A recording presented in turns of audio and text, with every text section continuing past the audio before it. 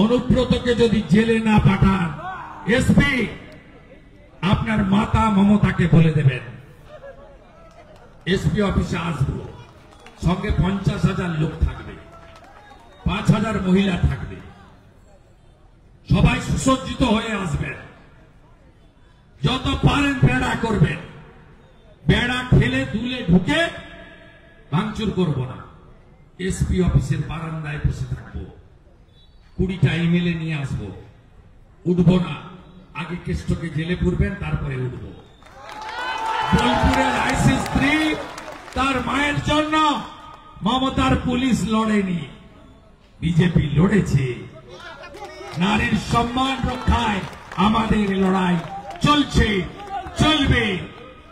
আপনাদের সকলকে অভিনন্দন জানিয়ে আগামী দিনের লড়াইয়ের জন্য প্রস্তুত হওয়ার আবেদন জানিয়ে আমার কথা এখানে শেষ করলাম। ভারত মাতা কি, ভারত মাতা কি, ভারত মাতা কি। হিন্দু যদি বাঁচতে চাও, তৃণমূল হটাও, তৃণমূল হটাও, জিহাদি হটাও। মৌলবাদের বিরুদ্ধে সিঁদুর অপারেশন করল কে? 100 কিলোমিটার ভিতরে ঢুকে মারল কে? ভারতীয় আর্মি জিন্দাবাদ, নরেন্দ্র মোদী জিন্দাবাদ, নরেন্দ্র মোদী জিন্দাবাদ। মাসুদ আজহারের বংশকে নির্বংশ করল কে? इंडियन एयरफोर्स आवर के। वंदे मातरम, हिंदुस्तान जिंदाबाद, हिंदुस्तान जिंदाबाद, पाकिस्तान मुर्दाबाद। मौलवाদের বিরুদ্ধে, মৌলবাদের বিরুদ্ধে, জিহাদিদের বিরুদ্ধে বন্দে বন্দে। ধন্যবাদ। আজকের এই সভা এখানেই সমাপ্তি করা হচ্ছে।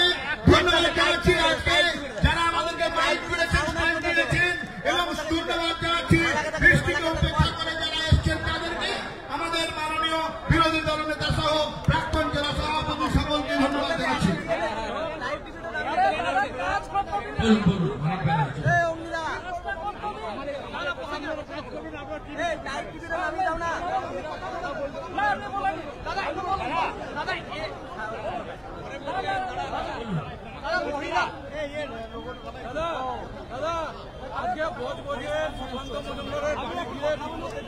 ডায়মন্ড হারবার মডেল গতকাল নিজের চোখে রবীন্দ্রনগর থানা এলাকায় দেখিয়েছি। মিঠুন দে অ্যাডিশনাল এসপি আর রেজাউল কবির তারা দাঁড়িয়ে থেকে কি অসভ্যতাটা করেছেন, এবং একটি মন্দিরের সামনেও সাজিয়ে নিয়ে গিয়ে আমার সঙ্গে যা করেছে দেখেছি। তো সেই একই মডেল চলছে। আজকের ঘটনা অত্যন্ত নিন্দনীয়। যে রাজ্যে, যে এলাকায় কেন্দ্রীয় মন্ত্রী এবং সবচেয়ে বৃহৎ রাজনৈতিক দলের সভাপতির নিরাপত্তা নেই, সেই রাজ্যে সাধারণ মানুষের অবস্থা সহজেই অনুমেয়।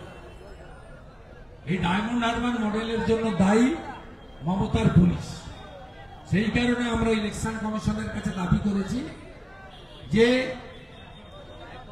পুলিশকে, বিশেষ করে আধিকারিকদের, নিচের তলার পুলিশের 90% আমাদের সঙ্গে, বিশেষ করে আধিকারিকদের যারা বালির টাকা তোলে, ভাগ পায়, যারা একাধিক ফ্ল্যাট, বাড়ি, হোটেল, রিসোর্টের মালিক হয়েছে, এই করাপ্টেড অ্যাকশনের পুলিশ আধিকারিক আর ভাইপো র্যাকেট পশ্চিমবাংলায় এই মাতসন্যায় চালাচ্ছে। তবে একটা কথা আছে না, পিপিলিকার ফাঁকা গজায় মরিবার দলে। বলুন,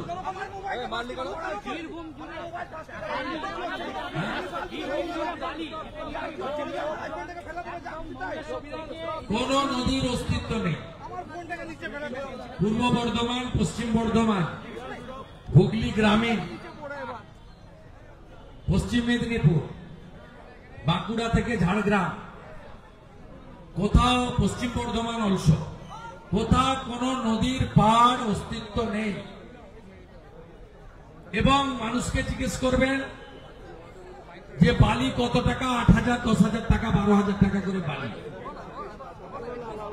লুট চলছে, লুট, কমপ্লিট লুট। ভারত সরকারের এনজিটি, সিপিসিবি, পরিবেশ দপ্তর ক্লিয়ার বলেছে 2 মিটারের বেশি গর্ত করা যাবে না, নদীর বেড়ে জেসিপি এবং পকলিং দেওয়া যাবে না। আপনারা আমার মোবাইল নম্বরে নদীর বেড়ে জেসিপি মেশিন বসালে 2 মিটারের বেশি মাটি কাটলে, বালি কাটলে ছবি ভিডিও তুলে পাঠান, আমি এর একটা বিহিত ব্যবস্থা করব। এমসিডব্লিউ রিপোর্টে বলা হয়েছে অনুব্রত মণ্ডল তদন্তে সহযোগিতা করেছে, পুলিশ বলছে, কি বলবেন এই বিষয়ে? ওরা মমতা লিখে দিয়েছে, এসপি তার উত্তর দিয়েছে। ওই ড্রাফটিংটা মমতার নিজের, যদিও উনি ইংরেজি লিখতে পারেন কিনা আমি জানি না, যে ভুলভাল ইংরেজি বলেন। কালকেই বলছিলেন গার্বেজ অফ লায়ার, আমাকে বিধানসভায় বলছেন হাম্পিং ডাম্পিং লায়ার। অতএব উনি স্ল্যাং ইংলিশ কিছু জানেন, ভদ্র ইংরেজি জানেন না। ওনাকে হয়তো কেউ লিখে টিকে দিতে পারে, ডাক্তার এসপি দাস টাস কেউ লিখে দিয়েছে। ভাই আমি ভোর থেকে মনিটরিং করছি, অসুস্থ তো বটেই, বেটার ট্রিটমেন্টের জন্য আমরা এইমসে নিয়ে গেছি। এয়ার অ্যাম্বুলেন্স থেকে শুরু করে সব এভরিথিং অ্যারেঞ্জ আমরা দল থেকে সব করেছি সঙ্গে থেকে, এবং ওখানে স্বাস্থ্যমন্ত্রী মাননীয় জেপি নাড্ডাজি এবং পার্লামেন্টের অ্যাফেয়ার্স মিনিস্টার কিরণ রিজিজু, ওরা সকালেই সব করে দিয়েছেন এইমসে তার সব অ্যারেঞ্জমেন্ট ইত্যাদি। উনি একজন অত্যন্ত অনেস্ট জুডিশিয়াল সার্ভিসের মানুষ, খুব ভ্যালুয়েবল পার্সন, এবং পার্লামেন্টে গত 1 বছরে তার অত্যন্ত গুরুত্বপূর্ণ ভূমিকা আছে। আর বাংলার আপামর মানুষ তার সুস্থতা ও স্বাভাবিক জীবনযাপন প্রার্থনা করছে। আমিও মা তারার মাটিতে এসে মা তারার কাছে প্রার্থনা করব, যাতে অভিজিৎ গাঙ্গুলির মতো একজন শিরদাঁড়া সোজা থাকা মানুষ দ্রুত পশ্চিমবাংলার এই যে পরিবর্তনের যুদ্ধ তাতে সামিল হয়। দাদা বলছি, আজকে দেখা গেল সভাতে, আপনার এই র্যালিতে দেখা গেল খাঁচার মধ্যে সিংহ এবং বাঘ, খাঁচার মধ্যে সিংহ এবং বাঘ, এই ছবি আজকে আপনাদের এই র্যালিতে দেখা যে এনেছে তাকে জিজ্ঞেস করবো। আমি তো ছুঁচো বলবো, কেষ্ট ছুঁচো আর কাজল ইঁদুর, ওরা আবার বাঘ সিংহ কবে?